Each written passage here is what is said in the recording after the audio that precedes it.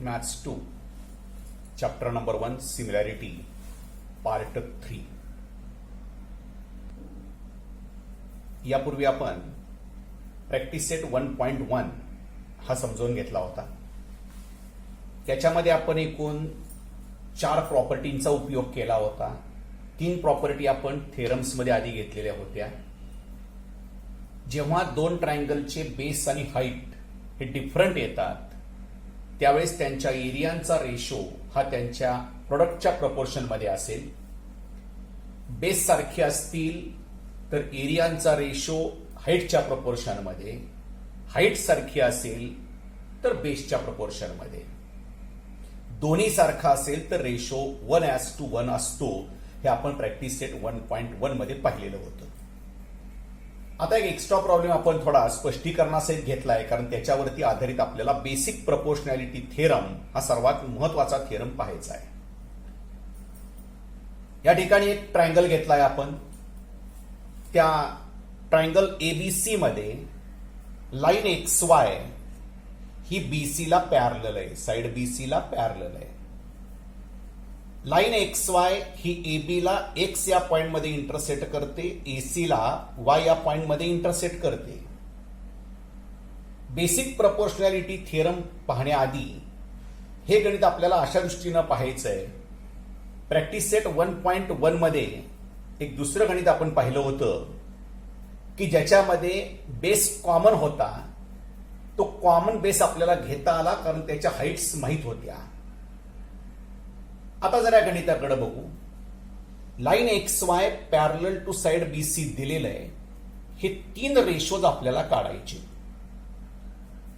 पहिला आहे area of triangle AXY upon area of triangle BXY. या ठिकाणी ट्रायंगल आहे AXY आणि ट्रायंगल आहे BXY. हीच फिगर आपण या ठिकाणी घेतली आहे. तिन्ही पार्टसाठी आपण 3 वेगवेगळ्या फिगर्स पुढे घेतलेले आहेत. हा पहिला रेशो जो बघायचा होता आपल्याला AXY आणि BXY, याच्यामध्ये XY हा बेस कॉमन दिसतो पण तो घेता येत नाही. प्रॅक्टिस सेट 1.1 मध्ये दुसऱ्या गणितात आपण असा बेस घेतला होता कारण त्या ठिकाणी आपल्याला हाईट्स दिलेल्या होत्या. जर ट्रायंगल AXY चा बेस XY घेतला तर हाईट याचा अर्थ A पासून काढलेला परपेंडिक्युलर, आणि BXY चा बेस जर XY घेतला तर हाईट म्हणजे B पासून काढलेला परपेंडिक्युलर. या दोन्ही हाईट्स आपल्याला माहित नाहीत. त्यामुळं हा XY बेस आपल्याला कॉमन घेता येत नाही जरी असला तरी. थोडीशी फिगर मी फिरवून घेतलीये. हा A पॉइंट या ठिकाणी घेतला, हा B पॉइंट या ठिकाणी आला, X या ठिकाणी आला.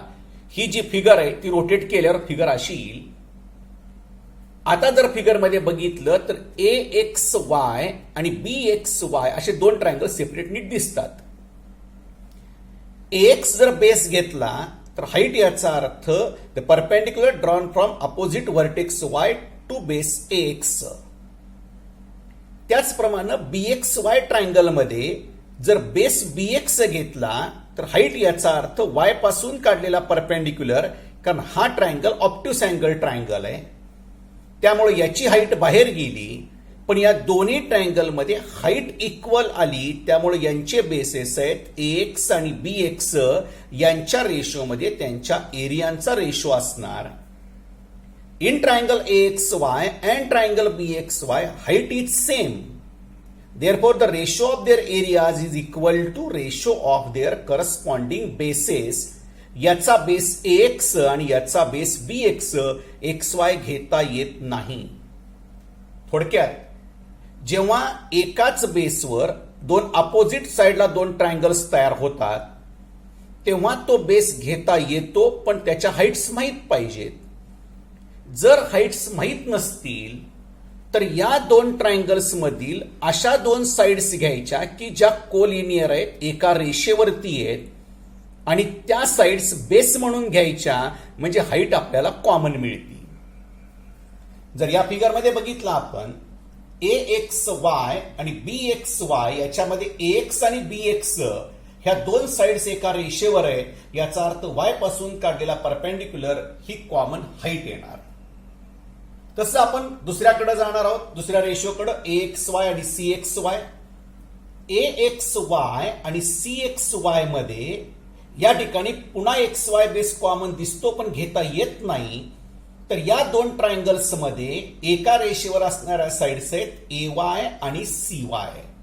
त्यामुळे त्या साइड्स आपल्याला घ्यायच्यात, ते पुढच्या पानावरती आपण पाहूयात. आता दुसऱ्या रेशो करता AXY आणि CXY पुन्हा आपण ओरिजिनल फिगर वर काढून घेतलेली आहे. AXY आणि CXY ची फिगर या ठिकाणी, हा AXY हा CXY. या ठिकाणी जर AY बेस घेतला तर X पासून काढलेला परपेंडिक्युलर हाईट असणार. CY बेस घेतला तर X पासून काढलेला परपेंडिक्युलर हाईट असणार. पुन्हा ही फिगर मी समजण्यासाठी रोटेट करून घेतली आहे. ए पॉइंट या ठिकाणी थोडक्यात AC हा सेगमेंट खाली घेतला आपण. ट्रायंगल्स आपल्याला नीट समजतील. ट्रायंगल AXY आणि ट्रायंगल CXY याच्यामध्ये AXY चा AY हा बेस, X पासून काढलेला परपेंडिक्युलर ही हाईट. CXY मध्ये CY हा बेस, X पासून काढलेला परपेंडिक्युलर हाईट. पुन्हा एकदा हाईट कॉमन आली, याचा अर्थ यांच्या एरियांचा रेशो हा बेसच्या प्रपोर्शन मध्ये असणार. जरा परत ओरिजिनल फिगर मध्ये बघा, AXY आणि BXY याच्यामध्ये बेस घेतले आपण AX आणि BX. त्याप्रमाणे AXY आणि CXY याच्यामध्ये बेस घेतले आपण AY आणि CY. थोडक्यात जरी XY हा कॉमन बेस दिसत असला तरी तो घेता येत नाही जोपर्यंत हाईट माहीत होत नाही तोपर्यंत. आपल्याला याच्या तिसऱ्या रेशोकडे पुढच्या पानावर जायचं. याच्यामधला तिसरा रेशो होता AXY आणि या ठिकाणी BXY आणि CXY, असं पाहिजे, चुकून ए झाले. BXY आणि CXY या ठिकाणी आपल्याला XY, पुन्हा ही ओरिजिनल फिगर बघा, XY हा BC ला पॅरलल दिलेला होता. ही फिगर थोडी आपण एक्सप्लेन करण्यासाठी खाली काढून घेतली. पुन्हा हा ट्रायंगल आहे BXY, जो इथं पण दिसतो आपल्याला. CXY, XY ही लाईन BC ला पॅरलल आहे. आता मात्र आपल्याला हा XY कॉमन बेस घेता येतो, कारण हे दोन्ही ट्रायंगल्स XY च्या एकाच साइड्सला तयार झालेत आणि त्यांच्यामध्ये हाईट सारखी येऊ शकते. आता कारण XY हा BC ला पॅरलल दिलाय. जर आपण BXY ट्रायंगल मध्ये XY हा बेस घेतला तर हाईट, याचा अर्थ B पासून काढलेला परपेंडिक्युलर. CXY मध्ये बेस XY घेतला, हाईट म्हणजे C पासून काढलेला परपेंडिक्युलर. हे दोन्ही परपेंडिक्युलर कॉन्ग्रंट आहे, कारण आपल्याला माहित आहे दोन पॅरलल लाईन्स मधलं परपेंडिक्युलर डिस्टन्स हे नेहमी सारखं असतं. एक्सप्लेन केलंय आपण. Line XY parallel to side BC which is given. Perpendicular drawn from seg BC to the line XY are the heights of triangle BXY and triangle CXY.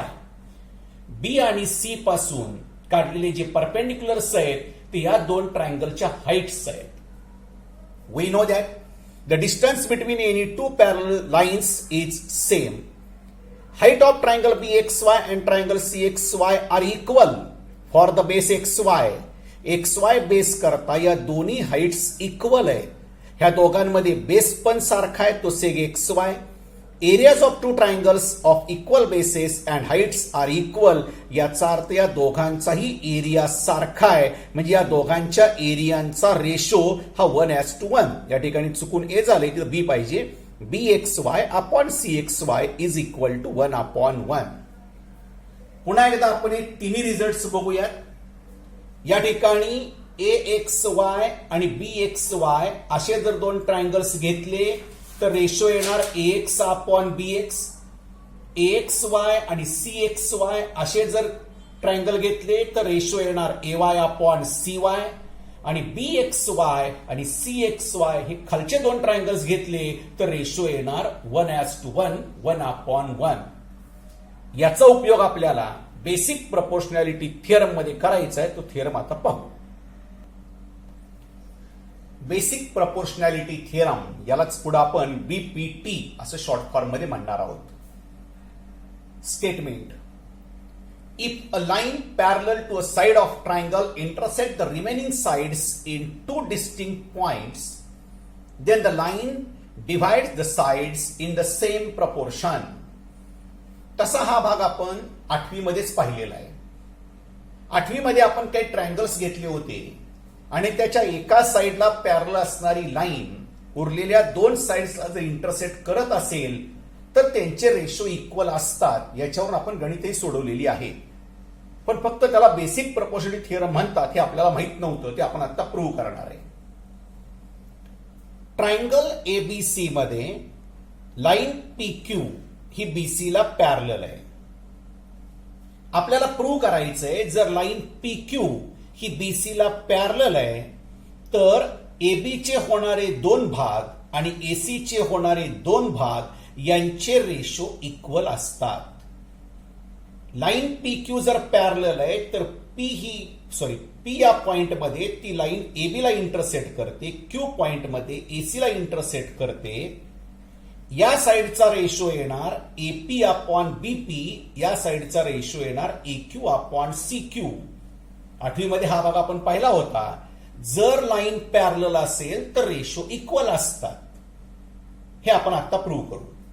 जे आपण आता ह्याच्या आधी गणित समजून घेतलं होतं एक्स्ट्रा प्रॉब्लेम, त्याचाच सगळा भाग या ठिकाणी उपयोगाचा आहे. In triangle ABC line PQ parallel to side BC हे आपल्याला दिलेलं आहे. आपल्याला प्रूव्ह करायचे की दोन रेशो इक्वल आहेत, AP upon BP, AQ upon CQ. या ठिकाणी आपण कन्स्ट्रक्शन करून घेणार. सेक सीपी जोडायचा, सेक बीक्यू जोडायचा. जरा आधीचं गणित आपण व्हिडिओ पॉज करून पाठीमागे घेऊन पाहिलं तर लक्षात येईल की त्या ठिकाणी पण ट्रायंगल आपण AXY BXY घेतले होते. या ठिकाणी फक्त आता एपीक्यू बीपीक्यू असणार. ट्रायंगल एपीक्यू आणि ट्रायंगल बीपीक्यू यांच्या एरियांचा रेशो घेताना पीक्यू हा बेस घेता येत नाही, तर बेस घ्यावे लागतात एपी आणि बीपी, कारण त्याच्या हाईट्स इक्वल येतात. हे आपण त्या गणितात पाहिलं होतं सेपरेट फिगर काढून. त्यामुळे या थिअरम मध्ये आपल्याला ते आता सोपं जाईल. यातला पहिला पार्ट आहे in triangle एपीक्यू and triangle BPQ. या बाजूचे हे दोन ट्रायंगल्स, याच्यामध्ये हाईट इज सेम. आता हाईट कोणती असेल? जर एपी बेस घेतला तर क्यू पासून काढलेला परपेंडिक्युलर, बीपी बेस घेतला तरी क्यू पासून काढलेला perpendicular. Height is same, therefore ratio of their areas is equal to ratio of their corresponding bases. त्याची बेसेस असणार आहेत एपी अपॉन बीपी. ह्याला आपण इक्वेशन नंबर 1 दिलं. म्हणजे पहिल्यांदा आपण एपीक्यू आणि बीपीक्यूचा रेशो काढला. आता आपण एपीक्यू आणि सीपीक्यूचा रेशो काढणार आहे पुढच्या पानावरती. पुन्हा एकदा आपण प्रॉपर फिगर काढून घेतली जी आहे ती. ट्रायंगल एपीक्यू आणि ट्रायंगल बीपीक्यूचा रेशो आपण इक्वेशन नंबर 1 मध्ये पाहिला. आता एपीक्यू आणि CPQ. In triangle एपीक्यू and triangle CPQ पुन्हा एकदा हाईट इक्वल असणार आहे, कारण बेस जर एक्यू घेतला तर हाईट म्हणजे पी पासून काढलेला परपेंडिक्युलर. बेस सीक्यू घेतला, हाईट म्हणजे पी पासून काढलेला perpendicular. In triangle APQ and triangle CPQ, height is same. Therefore, ratio of their areas is equal to ratio of their corresponding bases. थोडक्यात APQ आणि CPQ च्या बेसचा रेशो आला EQ upon CQ. आता line PQ ही आपल्याला BC ला parallel दिलेली आहे. जर आपण B पासून आणि C पासून परपेंडिक्युलर काढले, जे मागच्या गणितात आपण समजून घेतले होते त्याप्रमाणे काढले, तर बीपीक्यू आणि सीपीक्यू मध्ये बेस कॉमन आहे आणि हाईट्स इक्वल आहेत. But line PQ parallel to side BC given. In triangle BPQ and triangle CPQ base is same. कोणता आहे तो? PQ. And heights are equal. Areas of two triangles of equal bases and heights are equal. Therefore, area of triangle BPQ is equal to area of triangle CPQ. Equation number 3. पहिलं equation होतं आपलं area of triangle एपीक्यू upon area of triangle BPQ होता. दुसरं area of triangle एपीक्यू upon area of triangle CPQ. थोडक्यात पहिल्या आणि दुसऱ्या ratio मध्ये एपीक्यू हा अंश न्यूमरेटर सारखा आहे, डिनॉमिनेटर वेगळा होता. आधी बीपीक्यू होता, आता सीपीक्यू आला. पण बीपीक्यू आणि सीपीक्यू ह्या दोन्ही ट्रायंगलचा एरिया सारखा आहे. याचा earth from 1, 2 and 3 LHS of equation number 1 and 2 are same. Therefore, RHS are same. Equation number 1 ची RHS होती AP अपॉन BP. याची RHS आहे AQ अपॉन CQ. थोडक्यात from 1, 2 and 3 AP upon BP is equal to AQ upon CQ. हा video पाहताना आपण वहीत जो थेरम लिहिला आहे तो समोर ठेवा, जेणेकरून रेफरन्स जेव्हा मागचे देतोय त्यावेळेस पॉज करून ते मागचे रेफरन्स पहा. थेरम अतिशय सोपा आहे, लिखाणही सोपं आहे, फक्त एक्सप्लेन आपल्याला समजलं पाहिजे.